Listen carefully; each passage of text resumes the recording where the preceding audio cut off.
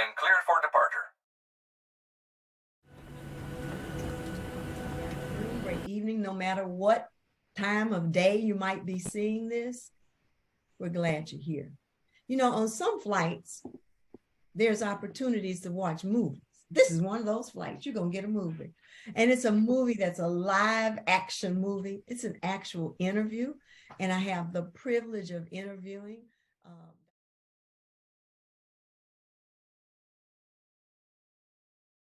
Nirvana. Talk to us. Tell us, you said that you were you had just gotten married, you were having infertility problems, you had just started a business. Talk to us. What was happening with the body while all these things were going on?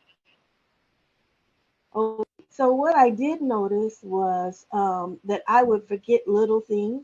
And primarily, initially, when I was a regular pharmacist, before I started opening my company, I noticed I would forget little things. And I think that was because I would block the fact that I was unhappy about things, happy about my job.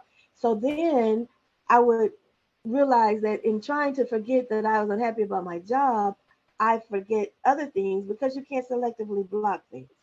So that was the first thing that I noticed in my late 20s, early 30s.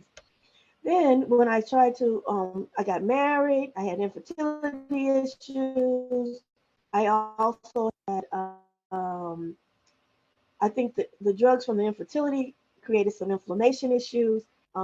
Then a loveless marriage, opening a new business, um, having a little baby, all of these things came together and manifested themselves in my body along with the inflammation I've already created. And we all create inflammation, be it from environmental issues, stress issues, nutritional issues that we are struggling with at any point in time in our lives. Then they manifest themselves as tender breasts, fibroids, fibrocystic breasts. More than likely, you're going to stress eat. Well, some of us stress eat. Some of us malnutritionally eat. But either way, you're creating a nutritional deficit in your body that if you're stress eating, you're more than likely adding too many processed estrogens, which lead to fibrocystic breasts, which leads to uterine fibroids, um, menstrual issues in your 30s.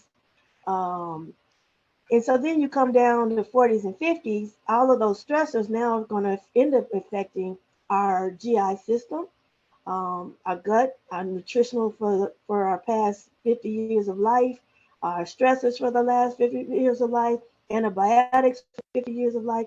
And your intestine is your largest immune organ. So we've now created inside a biological issue, none not even contributing to the stressors and the pains we may be experiencing that we ignore because we think, oh, that's just me aging, or maybe just because I did this, or maybe because I failed, not recognizing that the body is screaming to us that it's an issue and I need you to fix it and I need you to stop whatever you're doing. And then along with that, we have the adrenal glands who in our stress is our flight or fright. I mean, no, fight or flight. The adrenal glands that sit on top of the kidneys are then overrunning, and they contribute to as the cortisol is rising, then the rest of the body, in a more simplistic circular explanation, the rest of the body, the other hormones and active chemicals are trying to come and say, hey, cortisol, adrenal glands need help. We got to go over here and help. Let's come along, go over here and help. Then we're losing the hormones that doing what their job is, or whatever those chemicals are in our body, their job is no longer being met. So, from a hormonal perspective, that means progesterone, which helps us with depression, anxiety, and sleep, is gone, and we're not going to have that anymore. Estrogen, which natural estrogen protects our heart and also helps with our system and helps our uterus work appropriately and all these things, is now moving over here. Um, energy is moving over here in our muscles. So it's just then the body is screaming, all my chemicals, all my hormones, everything that I need to function appropriately are now being pulled because the adrenal glands and your stressors are so high. And so as an example, that's how we see fibromyalgia. Um, Most physicians treat it symptomatically, but honestly, it's a alarm system of the body saying, I'm shutting down. And all of y'all, I don't know what y'all doing, but I'm gonna shut it down because y'all not paying attention to me. Yeah. Wow. So keep on playing. Yeah. Or be in it, or they end up like you, Juanita, where it shuts down and I have to shut the whole body down and I'm down on depression. I have a friend right there who's experiencing that. Yeah. Yeah. She's a type A person. She's got two jobs. She's an overachiever. She's overeducated. She's doing this and that, and she's superwoman, and she's used to being superwoman. Right. And Right. now she can just be in bed. Yes. Yeah. Well, I thank you because what you just said is you've shown us the big picture of what this looks like inside the body, right?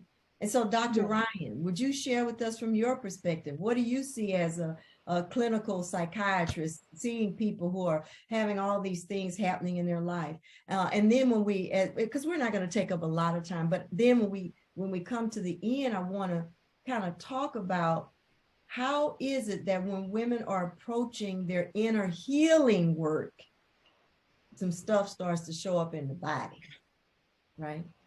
Thanks, Dr. Ryan. Thank you so much. So as Nirvana was talking, there were a few thoughts that came to mind about really this spectrum of stress that we all chronically, live and work and function in. And I think that there is a really important kind of foundational piece that's operating in the background even before our birth that is important to acknowledge. And Pastor Juanita, you mentioned My Grandmother's Hands, really excellent book that I highly recommend. It's really approachable in terms of sort of thinking about and talking about this. And so the thing that I wanted to highlight is even before the 50 years, okay, even before, sort of the cycle of life, before we even arrive here, there are things that have been happening from a historical level that are impacting us. And so in Resma's book, he talks about the fact that particularly as people of the diaspora, particularly kind of thinking about the experience of Black Americans and sort of historically, what the experience has been like for us here in America, there's trauma on a cellular level, okay? And white Americans and non-Black Americans are not exempt from this, right? So if you think about sort of the interactions that happened during colonization in the Middle Ages, when people were conquering and killing and, doing all of this stuff in regards to harming one another and treating one another in really vicious ways, that doesn't go away.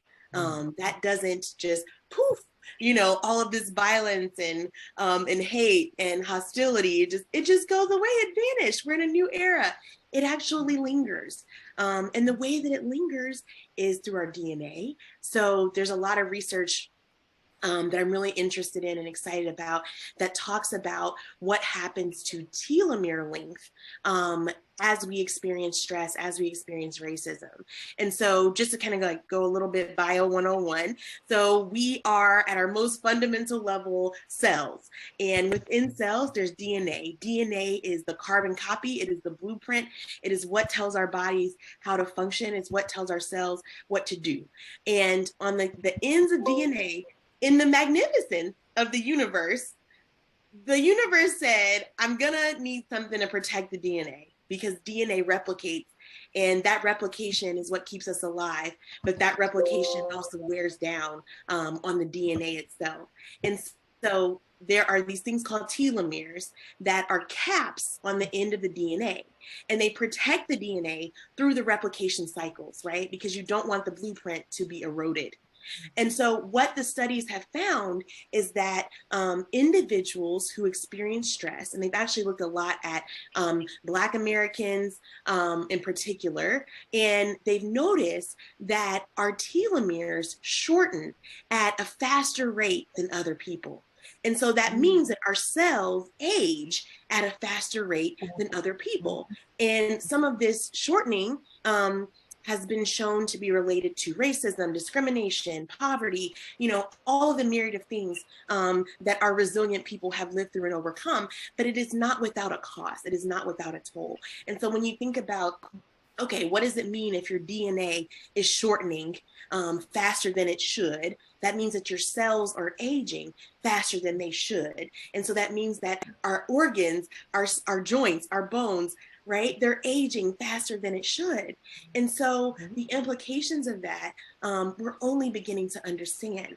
But I think that I just want us to be aware that on a foundational level, on a cellular level, there are processes happening in the background that are influencing and informing what we are experiencing right now today.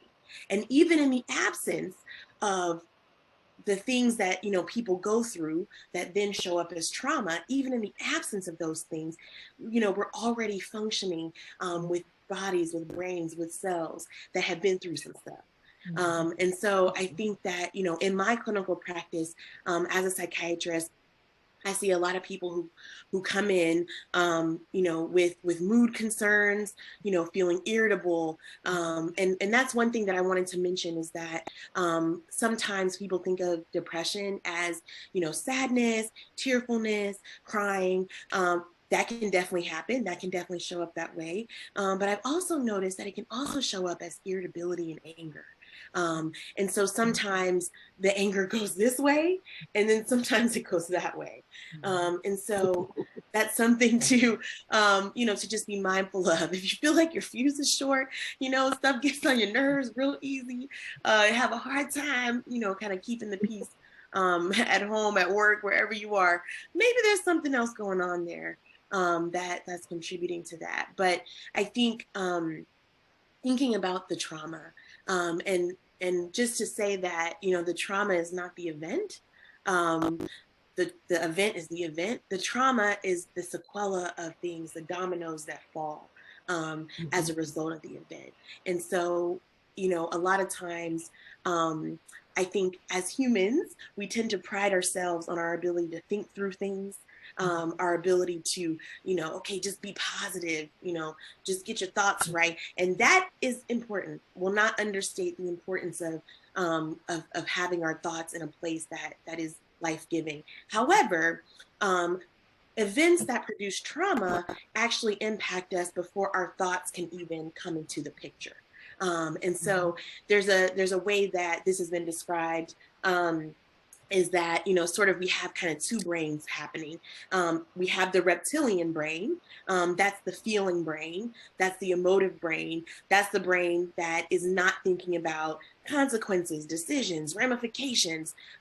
It's reacting, okay? And then up here in what's called the prefrontal cortex, we have the thinking brain. And this is something, if you're a parent or have spent time with a young person and have seen a tantrum, or, someone lose it over something, it's like, why'd you lose it over the cereal? I don't understand. Well, that's because their reptilian brain is what is in control. And actually, our prefrontal cortex doesn't fully develop until our mid-20s.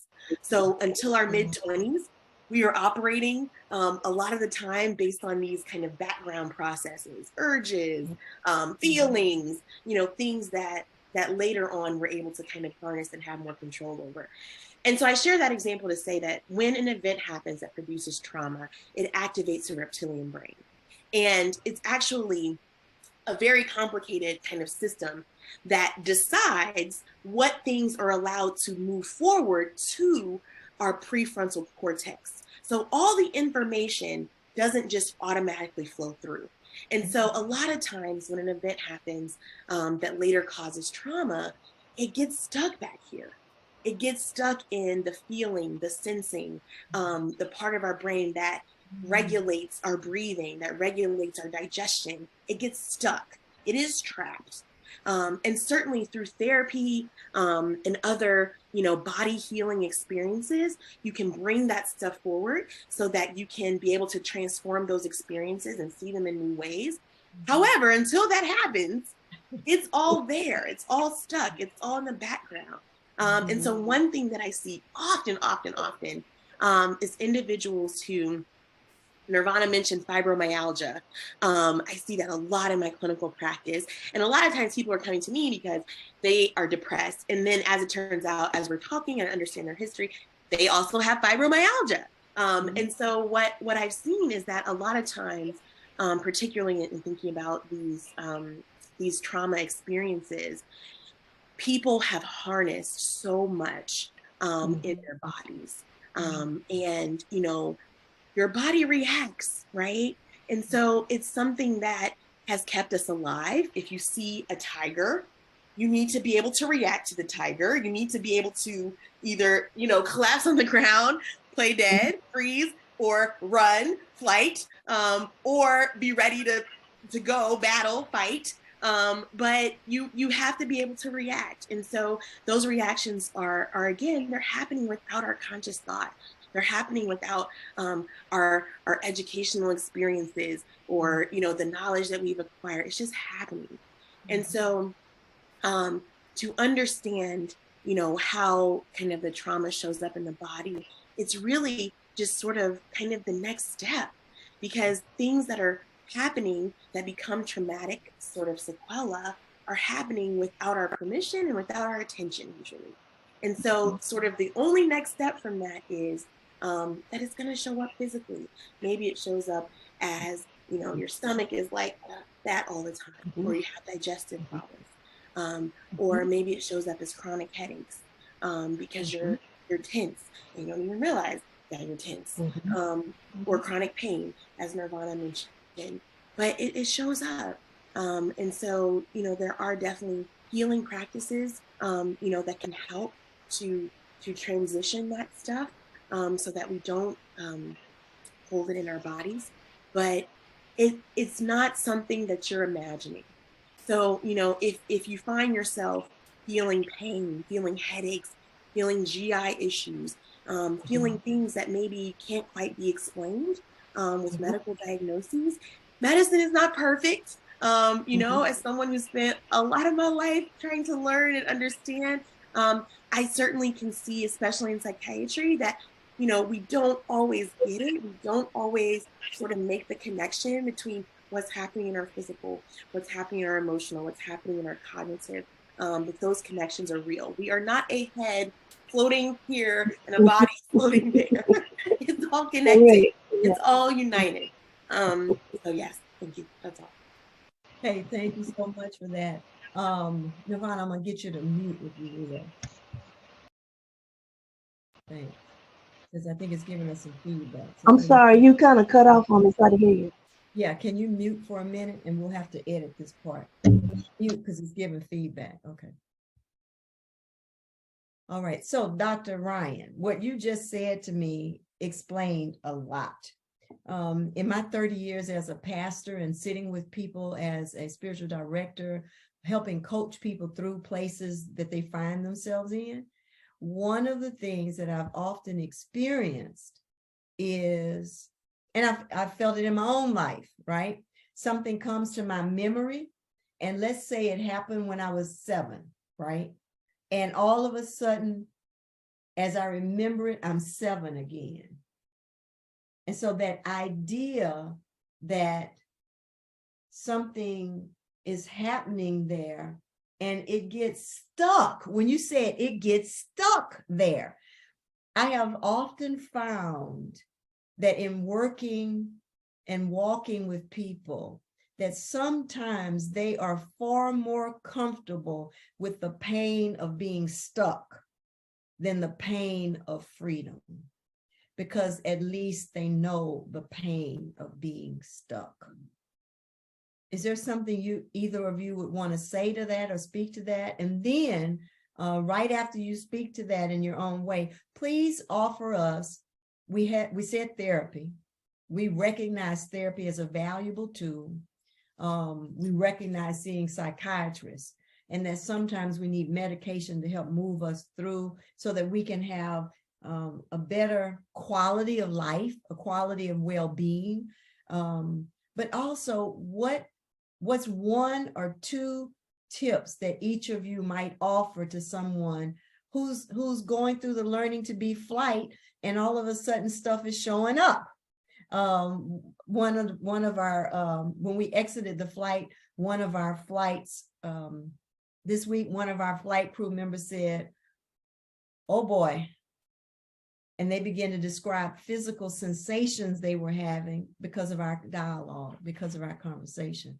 So when a person finds themselves in that space, stuck, as you said, in my case, is the 7-year-old with this memory that's painful. And when I think about it, I still feel the vulnerability of being 7 and not the reality of being 61, right?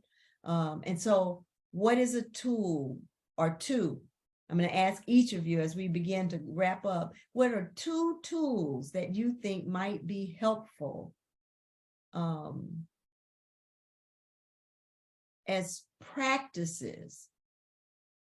And that's, to me, that's understanding that the person would seek help. They'll seek a therapist, they'll seek a counselor, they'll seek a spiritual director, they'll seek a trained mental health professional. And we've sent some resources like Black Girls Therapy, I think, is one. We've sent NAMI, the National Alliance of Mental Illness. They are not-for-profit peer support group. We've sent some resources, and we'll tag them onto this video as well. But can you offer us 2 tools? And Nirvana, why don't we start with you? And I'll go on mute so I don't create any interference. Thanks.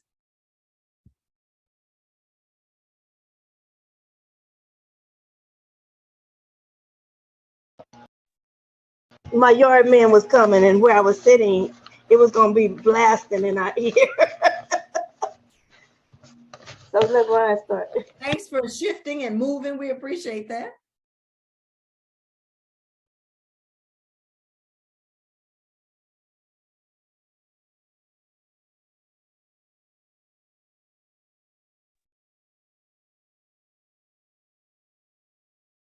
So I tell you what, Nirvana, while you're getting situated, are you ready? You ready? Okay, yes. Okay, so if you could offer us 2 techniques. Now, again, we're saying get some therapy first, or as you're pursuing therapy, because right now we know that sometimes therapeutic appointments can be months out. What are some possible 2 tools that you would recommend to help a person with some, as a coping mechanism, as a tool of support while they're waiting to see their therapist or see their counselor or their spiritual director? So Nirvana, what are 2 tools you might offer us? So first and foremost, acknowledge your body. You always say, Pastor Juanita, to notice what you notice, but you've got to start first and foremost with noticing issues in your body and not blowing them off as this is just today, or this is no big deal, or ignoring it. So you have to notice, as Ryan said, you got to know GI issues. You got to notice anything in your body that happens more than 2 days. It's time to pay attention and get it and seek help for it. Wow, So you that's see more than 2 days?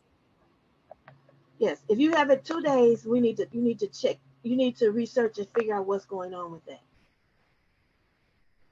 And so usually we're months in, years in, but 2 days, your body is telling you something that if it happens 2 days in a row, something's going on.